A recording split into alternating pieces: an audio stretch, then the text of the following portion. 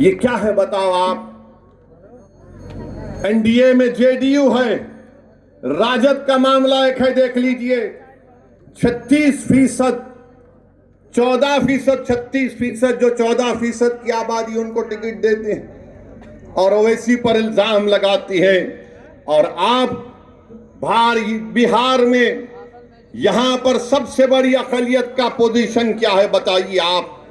आपको जानकर तकलीफ होगी कि बिहार में जो गरीबी रेखा से जो मृत्यु दर जिसको हम कहती हैं, बल्कि सबसे ज्यादा मरने वाले 1000 लोगों में कोई है तो मुसलमान है बिहार में।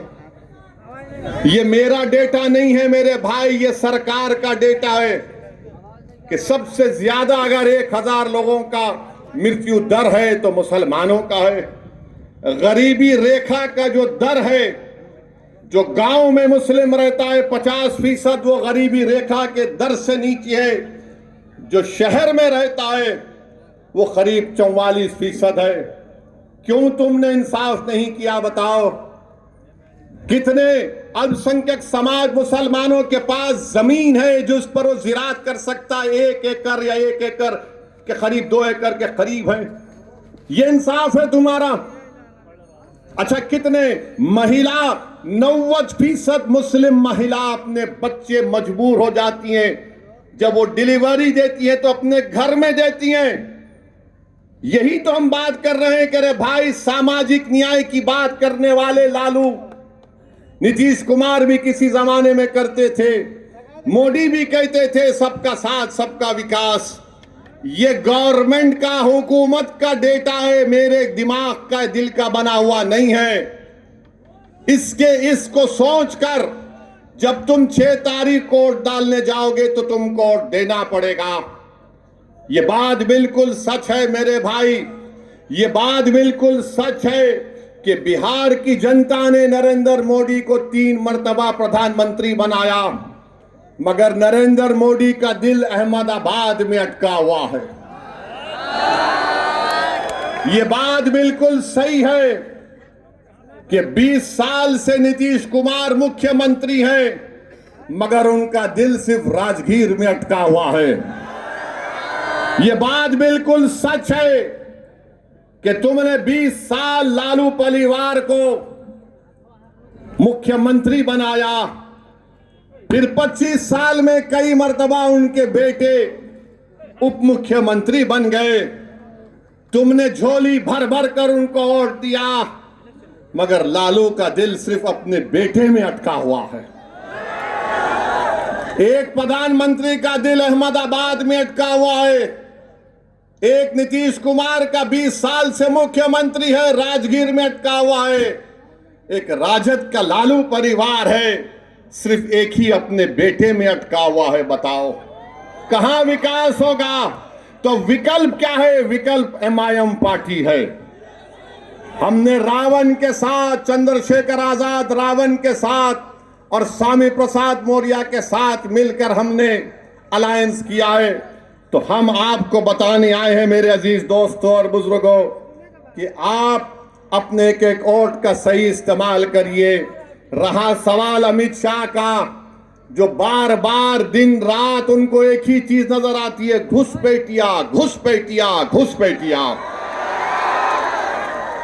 अरे अगर बिहार में घुसपैठिया है तो शाह साहब आप सो रहे थे?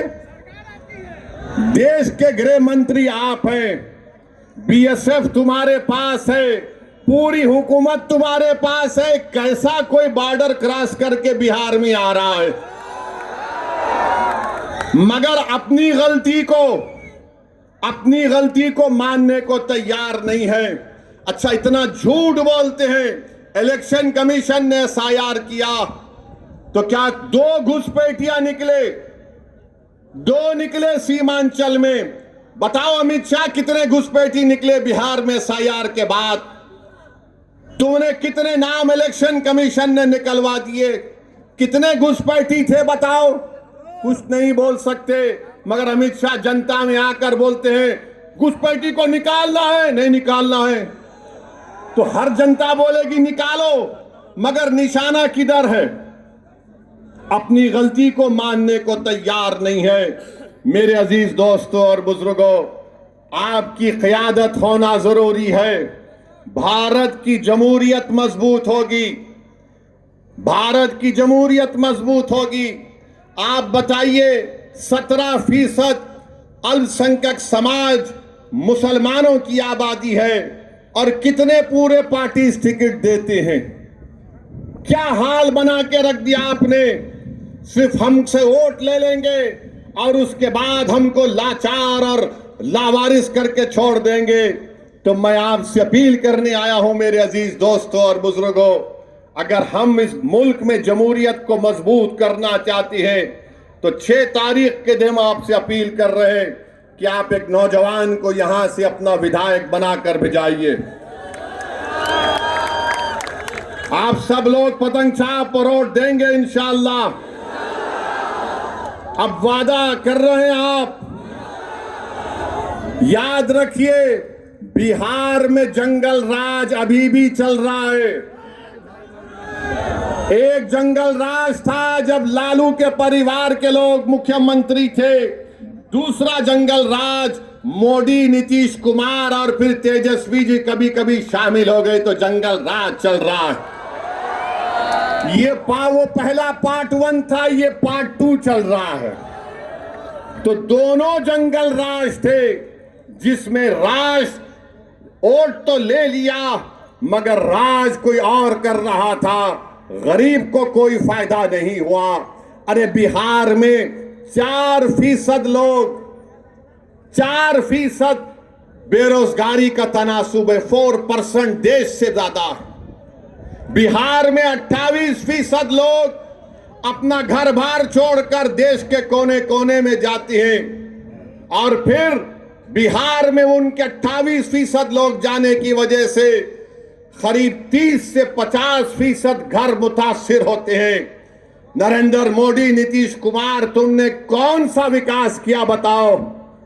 बोलते हैं 125 यूनिट बिजली के फ्री देंगे, जाकर किसी किसान से पूछो जो ट्यूबवेल से पानी निकाल कर अपनी जमीन पर पानी छोड़ता है, 6-6 घंटे 8-8 घंटे बिजली नहीं आती, 6-6 घंटे। मगर आज बड़े बड़े बुलंद बांग दावे किए जा रहे। अरे 20 साल तुमको सत्ता मिली नीतीश कुमार, नरेंद्र मोदी, और बिहार में आपने करप्शन को आम कर दिया, भ्रष्टाचार को, रिश्वत को आम कर दिया। एक रेट होता है, इतना पैसा देंगे तो म्यूटेशन होगा, इतना पैसा देंगे तो रजिस्ट्री होगा, इतना पैसा देंगे तो आवास योजना में हिस्सा मिलेगा। अरे तुम 20 साल से गरीब का खून चूस कर हमारी माओ के अकाउंट में सिर्फ 7,000 रुपया डालते हो। अरे तुमको तो डालना था, इतनी रिश्वत तुम्हारे दौर में आम हो गई कि तुम कम से कम एक के अकाउंट में 50,000 डालते तो शायद हम कैसे मान सकते थे कि तुमने रिश्वत का एक 5% हिस्सा गरीबों को दिया। इतना रिश्वत तुमने लिया है। तो बहरहाल मेरे अजीज दोस्तों और बुजुर्गों, आप तमाम से अपील है कि 6 तारीख के दिन मुत्तहदा तौर पर अपने वोट का इस्तेमाल करिए। लोग आएंगे, हमको गाली देंगे, हमको इसकी कोई फिक्र नहीं है। लोग इल्जाम लगाते, हमको कोई फिक्र नहीं है।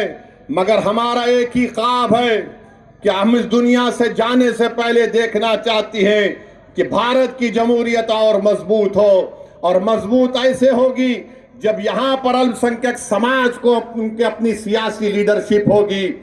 आपको अपने वोट से अपनी सियासी लीडरशिप को बनाना है। यहाँ से एमआईएम पार्टी के उम्मीदवार को कामयाब करिए। आप आए यहाँ पर, बहुत बहुत शुक्रिया। जो नहीं आ सके, हमारा पैगाम उन तक जरूर पहुंचाइए। अस्सलाम वालेकुम व रहमतुल्लाहि व बरकातहू। देखो देखो कौन आया, देखो देखो कौन आया। मैं लोगों से अपील करता हूं कि कृपया वो मंच पर भगदड़ वाली स्थिति ना पैदा करें, मंच पर वो भगदड़ वाली स्थिति ना पैदा करें।